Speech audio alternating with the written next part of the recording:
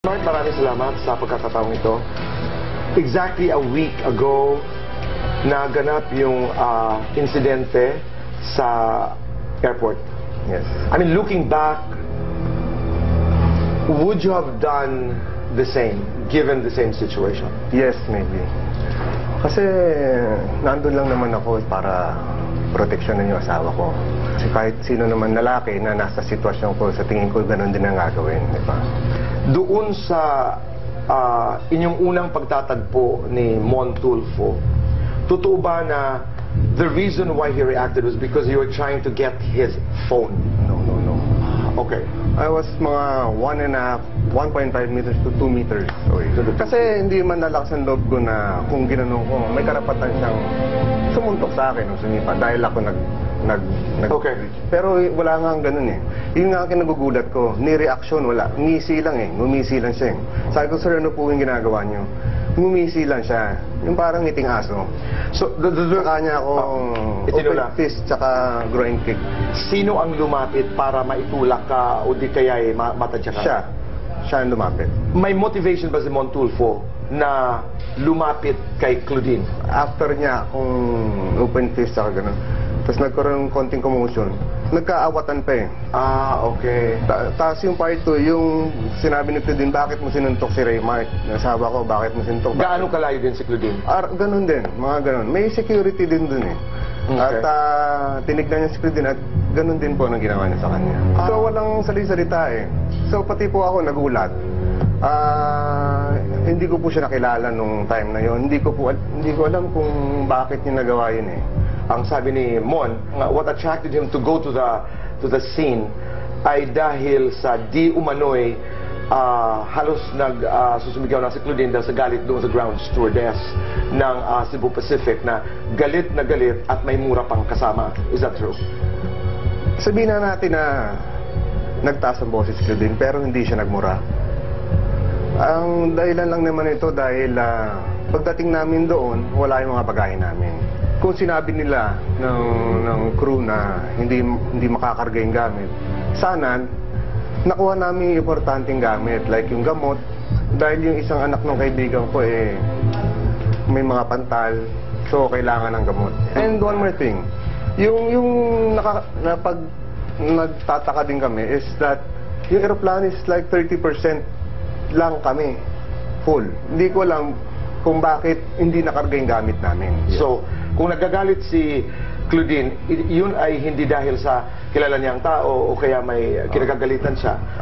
But she was expressing dismay dahil hindi nadala yung inyong mga bagahe. Siya ka parang, siyempre, si Claudine nanay. So, nararamdaman niya yung inaatake na ng asma yung bata at hindi mo mabigyan ng gamot. Okay. Yun lang naman yan. So, tama yung mga kwento na hindi yung inyong mga anak, pero anak ng iyong mga kasamang kaibigan ang mga gamot na nandoon sa mga bagahe. So, pag sinasabi ng iba na hindi umuna si Mon Tulfo dito sa altercation na ito ay mali o tama? Siya po nauna. Sasabihin ko na hindi ko inabot yung camera o yung in-extend yung kamay kong gano'n. Tinanong ko lang po, sir, ano pong ginagawa niyo? At ngumingisi siya. Para klaro lamang, Raymark, you were not asking for the cellphone. I don't know, maybe siya akin na, pero never ko in-extend yung kamay ko. Nakita mo na wala ang bagahe, asawa mo, nagagalit dahil wala yung bagahe, biglang meron isang nagaganon-ganon na, di ba, parang lumabas sa telebisyon yung nanay ni Miss Charis Bukbok, yung di umano'y ground personnel ng Cebu Pacific na di umano'y kinagalitan at di umano'y minura ni Claudine. Narinig niyo ba yung sinabi ni Charis na anong nanay na pinapag-aral ko ang aking anak para hindi murahin, etc.? Anong yung reaction? Yun nga wala naman din sila doon Maybe tumaas ang boses si Claudine sa galit, pero hindi pero siya sigurado kang hindi nagmura si Claudine. Hindi. Galit si Claudine, pero hindi galit na galit. Hindi siya galit dun sa sitwasyon, magalit dahil sa sitwasyon. Kami, ang taong bayan, ang aming napanood ay yung video na ito. Yes. Which to a certain degree incriminating sa inyong side. Dahil ang aming nakita nagkakagulo na. Would you like to explain? Yun yung second part na sinasabi ko eh. Okay. Yun yung sinipanan niya si Claudine. Kaya doon ako nagalit. Yun ang hindi namin nakita. Meron yan. Nananawagan ako sa mga tao na marami naman tao doon eh. Kung sino makakapagpalabas ng video eh, sana po malaking tulong po sa aming mag-asawa. Meron nga lumabas na witness na ikinuwento niya yung pangyayari at binabaliktad na sinasabi na bayaran namin. Tell me how you reacted when you first saw the video. Nasaan yung kalahati? Diba? Nasaan yung first half ng pangyayari at bakit hindi lumabas o ano? Diba? Para lumabas na rin yung katotohanan. Humingi ako ng paumanin kay Montulfo at kay Sir Montulfo kung dito sa mga pangyayaring to. Pero yung pananakit niya sa asawa ko, hindi ko mapapatawad yun eh. Yung ginawa niya sa akin, okay lang yun eh. Diba? Matatanggap ko yun. Pero yun ang pinaglalaban ko ngayon eh. Bakit niya sinaktan yung asawa ko? Nagpapakita doon sa video na naagrabyado si Mon dahil ang napanood ng sambayanan ay mag-isa siya at marami kayo. Marami kami. Security. Maraming tao doon. Inaawat siya, sinasabi na iba-iba kasi yung statement niya eh. Sinabi niya na, inamin niya na sinaktan niya si Claudine. Tapos after yung isang interview naman, hindi niya sinaktan. Sinabi niya na 8 daw ang bumubugbog sa kanya. Kung nakita niyo ng video, hindi naman 8. Kaya nga, dinala na natin sa korte to. Niniwala ko na meron pa rin tayong justisya dito. Yung sinasabi ng iba na ipagkuha ng litrato, halimbawa kung merong problema na nasasangkutan natin bilang mga public figures is the right of a journalist. Ano ang iyong nais comment? Siguro nga. Pero yung pinaglalaban ko lang naman dito, yung pananakit eh. Lumayo o lumapit na ang mga pag-uusap tungkol sa insidente ito. Some people are raising, for example, questions about the psychological fitness of the parents, na bakit daw in-expose ng inyong anak habang nagagalit si Claudine doon sa ground stewardess. Because I think one of the cases that you filed is child abuse. Na-trauma nga yung anak ko dahil dun sa ginawa niya. Dun sa nakita na pananakit na ginawa ni Sir Montulfo sa asawa ko. Doon nag-react yung mga bata. When Montulfo decided to go near Claudine and use his camera to take photos, ang iyong pakiramdam ay he was violating the privacy of Claudine. Oo, tsaka ano na yun eh, parang nagkagulo-gulo na rin doon. Nawala yung bagay namin, gano'n. So halo-halo na yung emotions nun eh. Tapos may isang lalapit na... No, I get it. Na parang sunod-sunod eh. Walang focus. Napakabilis ang pangyayari. Oo. In my interview with Montulfo, if this happened 20 years ago, Montulfo, what would have happened?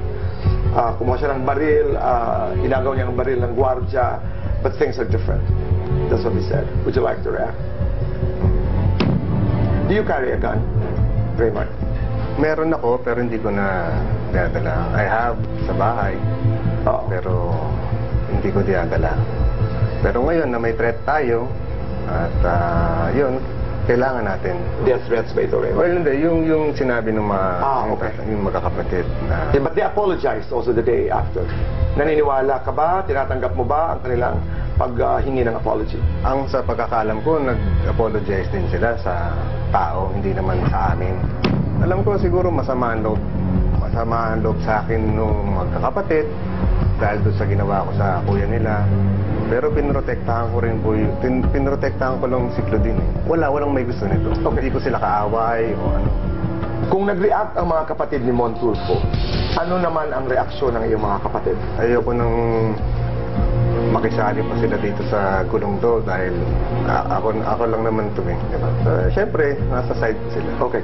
Ang huli na aking narinig ay kayo'y nag-file ng writ of amparo. Yes. At kayo humihingi ng protection at least 500 meters away from the Tulfo brothers or from Mr. Montulfo. Ano pakiklaro?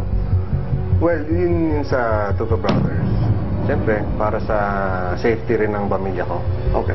Kumusta si Claudine? well, in shock. Yung mga bata rin in shock. Ganun pala kabigat yung trauma sa mga bata. Totoo niyan, may schedule sila na psychiatrist. Bahagi ng kaganapang ito kasi na-expose ang iyong pamilya sa public scrutiny. May mga postings, no? Na dito, halimbawa, malungkot kayo nila, Clau, nila Claudine dito, parang masaya. And then people were saying, are they taking this case seriously? Alam mo, hindi ko nakita yung picture eh. Kayo yung mga taga-industriya, katulad halimbawa yung pag-ika ni Clau ay pati yun ay napapag-usapan na ito'y bahagi ng isang show sa publiko na kayo ang nasaktan. Ano ang iyong nararamdaman? Siyempre, nasasaktan tao lang din naman tayo, di ba? Sinasabi nila na arte daw. Ikaw kaya sipain, black belter daw siya, ganun, di ba? Sipain ka nung ganun, ang liit-liit ni Claudine, hindi ba mangyayari sa iyo? Hindi natin alam hindi natin kontrolado yung isip ng ibang tao. So, sa akin, kahit ano iba to nila sa akin, nandyan na sa korte yan, lalabas yung katotohanan. Yun lang ang pinanghahawakan ko yung katotohanan, nagsasabi ko ng totoo. At naniniwala ko na there's justice. So, naman ni Raymart. Raymart, pag-usapan natin ang learnings. Ano ang iyong mga natutunan dito? Sa akin, I was there to protect lang naman sa akin talaga. Hindi natin mo yun? Oo, instinct Okay. yun. Hindi ko naman ginusto talaga itong pangyayarin to. May rason to. Hindi ko alam kung hindi man ako bibigyan ng Diyos na isang problema ang hindi ko kaya i-handle, di ba? Alam natin na bahagi ng proseso ng court system natin ay susubukan kayong pag-usapin. Bukas kayo dyan. Sa akin, kaya sabi ko kanina, yung ginawa niya sa akin, mapapatawad ko eh. Okay na yun eh. Nakalimutan ko na yun. Pero yung trauma doon sa mga bata, yung kay Claudine, yung pananakit niya kay Claudine, hindi na tama yun. Ako kasi tinuruan ako ng mga magulang ko na gumalang sa mga nakakatanda sa akin. Diba? Pero kung yung matandang yun eh, nanakit at sinaktan yung asawa mo, ibang usapan na yun.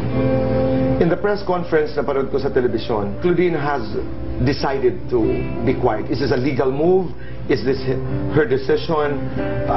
Bakit hindi nagsasalita? Very emotional nga eh. At pinag-usapan na ako na lang magsasalita. At eventually magsasalita rin siya. Correct. Oh. Has your relationship become stronger? Oo. Magkakampi kami dito. You can say that na naging stronger yung relationship namin. Raymart, final words. Ano ang nais mong iparating sa sambayanan? Siyempre, naiintindihan ko yung reaction nila dun sa video. Kung yun lang ang pagbabasihan natin, talagang sabihin natin na pangit. Pero sana isipin din nila na saan ako nanggaling. Kung bakit ako nag-react ng ganun, may dahilan yun. Sana maintindihan nila yon. Hindi naman po ako magre-react ng ganun kung walang masamang nangyari o walang ginawa sa asawa ko. Basta nasa tama ka naman, di ba? Kakampi mo, Diyos.